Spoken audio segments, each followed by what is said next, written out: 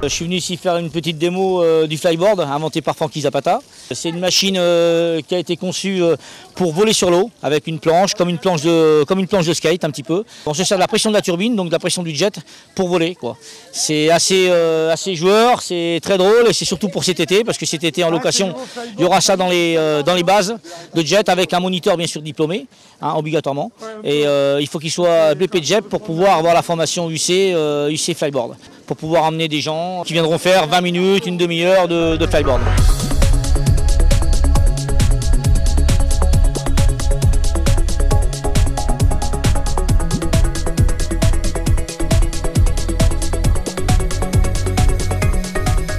Alors là la machine, alors c'est une planche avec deux sorties, voilà, sur le côté. Il faut à peu près un jet de 100 chevaux minimum, 100-130 chevaux, ou plus après par la suite.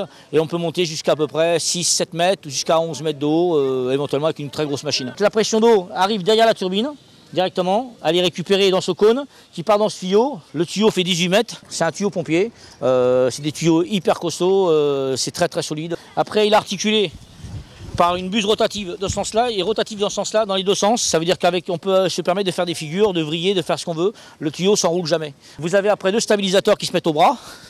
Alors c'est ceci. Voilà.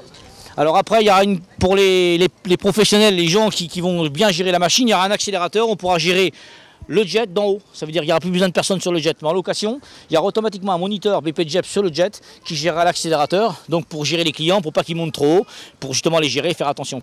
Et à 1 mètre, 2 mètres, 3 mètres, c'est vraiment une super sensation. Ouais. Après, c'est vrai que quand on a envie d'aller plus haut, bon, il faut déjà gérer la machine, c'est important.